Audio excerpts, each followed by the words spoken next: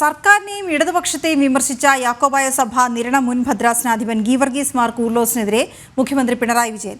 പുരോഹിതർക്കിടയിലും വിവരദോഷികൾ ഉണ്ടാകും എന്നായിരുന്നു മുഖ്യമന്ത്രിയുടെ അധിക്ഷേപം. ധാർഷ്ട്യവും ധൂർത്തും തുടർന്നാൽ LDFന് ഇനിയും അധികാരത്തിലെത്താൻ വീണ്ടും ഒരു പ്രളയം വേണ്ടിവരും എന്നായിരുന്നു ഗീവർഗീസ് മാർ കൂർലോസിന്റെ ഫേസ്ബുക്ക് പോസ്റ്റ്.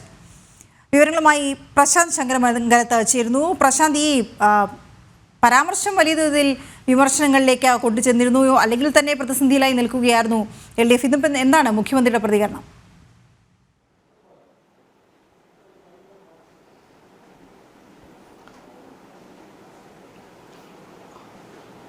വീണ, അല്പസമയം മുമ്പാണ് മുഖ്യമന്ത്രിയുടെ ഭാഗത്തു നിന്ന് ഇത്തരത്തിലൊരു അധിക്ഷേപം ഉണ്ടാകുന്നത്. സംസ്ഥാന സർക്കാരിൻ്റെ നാലാം വർഷത്തിലേക്ക് കിടക്കുന്ന സംസ്ഥാന സർക്കാരിൻ്റെ പ്രോഗ്രസ് റിപ്പോർട്ട് പുറത്തിറക്കുന്ന ചടങ്ങിലാണ് ഇത്തരത്തിൽ ഒരു അധിക്ഷേപം ഉണ്ടായിരിക്കുന്നത്. സഭാ നേതാവിനെ അധിക്ഷേപിക്കുന്ന സാഹചര്യം ഉണ്ടായിരിക്കുന്നത്.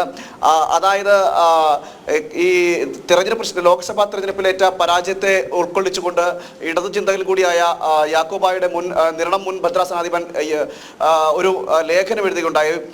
ആ ലേഖനത്തിനെതിരെയാണ് ഇപ്പോൾ മുഖ്യമന്ത്രി രംഗത്ത് വരുന്ന സാഹചര്യം ഉണ്ടായത്.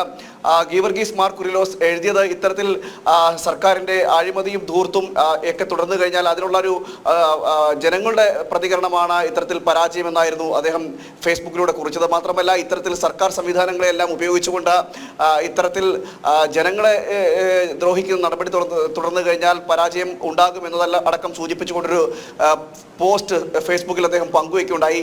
ഇതിനെതിരെയാണ് അധിക്ഷേപവുമായി മുഖ്യമന്ത്രി തന്നെ രംഗത്തെത്തിയിരിക്കുന്നത്. അതായത് വിവരദോഷികൾ, പുരോഹിതന്മാർക്കിടയിലും വിവരദോഷികൾ ഉണ്ടാകും എന്നാണ് ഏറ്റവും പുതിയതായിട്ട് ഇപ്പോൾ മുഖ്യമന്ത്രി പറഞ്ഞിരിക്കുന്നത്. നമുക്കറിയാം, മുഖ്യമന്ത്രിയുടെ ഒരു ഭാഷാ പ്രയോഗം മലയാളി സമൂഹത്തിന് അന്യമല്ല. പല സമയത്ത് പല രീതിയിലെല്ലാം നികൃഷ്ടജീവി എന്നതടക്കമുള്ള, അല്ലെങ്കിൽ കുലംകുത്തി നികൃഷ്ടജീവി എന്നതടക്കമുള്ള ഭാഷാ പ്രയോഗങ്ങൾ കേരള സമൂഹം പലതവണ കണ്ടതാണ്.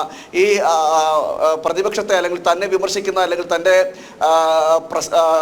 സർക്കാരിനെ വിമർശിക്കുന്നവർക്കെതിരെയെല്ലാം ഇത്തരത്തിൽ രീതിയിലുള്ള അധിക്ഷേപങ്ങൾ നടത്തുന്ന ഒരു സാഹചര്യമുണ്ട്. അതുതന്നെയാണ് വീണ്ടും ആ രീതി തന്നെയാണ് വീണ്ടും മുഖ്യമന്ത്രി അവലംബിച്ചിരിക്കുന്നത്. ഇപ്പോൾ ഉണ്ടായിരിക്കുന്നത് യാക്കോബായ സഭയുടെ നിരണം മുൻ ഭദ്രാസനാധിപനോടാണ് ഇത്തരത്തിലൊരു അധിക്ഷേപം ഉണ്ടായിരിക്കുന്നത്. അത് വളരെ രൂക്ഷമായ ഭാഷയിൽ അദ്ദേഹം വിമർശിക്കുകയും ചെയ്തു. ഇത്തരത്തിൽ സഭയുടെ ഭാഗത്ത് അല്ലെങ്കിൽ അത്തരത്തിലുള്ള പുരോഹിതന്മാരുടെ ഭാഗത്ത് ഉണ്ടാകുന്നത് സർക്കാരിനെ വിമർശിക്കുന്നതിനെതിരെ രൂക്ഷമായ ഭാഷയിൽ ഒരു വിമർശനം, അധിക്ഷേപം ഉണ്ടായിരിക്കുകയും ചെയ്യുകയാണ്. ഇതിനെതിരെ ഇപ്പോൾ തന്നെ വിമർശനങ്ങൾ പല ഭാഗത്തും ഉയരുന്നൊരു സാഹചര്യമുണ്ട്. മുഖ്യമന്ത്രിയുടെ ഈ നടപടിക്കെതിരെ വിമർശനങ്ങൾ ഇപ്പോൾ തന്നെ പല ഭാഗത്തും ഉയർന്ന ഒരു സാഹചര്യമുണ്ട്. വിവരദോഷി എന്ന രീതിയിലാണ് അദ്ദേഹത്തിൻ്റെ ഭാഗത്തൊരു അധിക്ഷേപം ഉണ്ടായിരിക്കുന്നത്. വലിയ പ്രതിഷേധങ്ങളും ഒക്കെ ഉണ്ടാക്കുന്നുണ്ട്. ഇതിനിടയിൽ തന്നെ ഇതിന് ഈ ഒരു പരാമർശത്തെ തന്നെ ഇതിനെ വളരെ പലരും രംഗത്ത് വരുന്ന സാഹചര്യമൊക്കെ ഉണ്ടായിട്ടുണ്ട്. എന്തായാലും അതിരൂക്ഷമായ ഭാഷയിലാണ് മുഖ്യമന്ത്രി വിമർശിച്ചിരിക്കുന്നത്. നേരത്തെയും ഇതുപോലെ തന്നെ പലതവണ ഇതുപോലെ തന്നെ പല രീതിയിൽ പല സമയങ്ങളിലായി മുഖ്യമന്ത്രിയുടെ ഭാഗത്ത് ഉണ്ടായിട്ടുണ്ടെങ്കിൽ പോലും അതിൽ നിന്നെല്ലാം ഒരല്പം കടന്നുകൊണ്ടാണ് മുഖ്യമന്ത്രി ഇത്തവണ വിമർശിച്ചിരിക്കുന്നത്. അതും ഒരു സഭയുടെ മുൻ അധ്യക്ഷനെയാണ്. യാക്കോബായ സഭയുടെ നിരണം ഭദ്രാസനത്തിനെതിരെ വളരെ രൂക്ഷമായ ഭാഷയിൽ വിമർശിക്കുകയും ചെയ്യുകയാണ്. എന്തായാലും പലതവണ ഇതിൽ വളരെ ഒരു രൂക്ഷമായ ഭാഷയിലാണ് വിമർശനവും ഉയർന്നിരിക്കുന്നത്. വീണ, ഓക്കെ, ശരി പ്രശാന്ത്.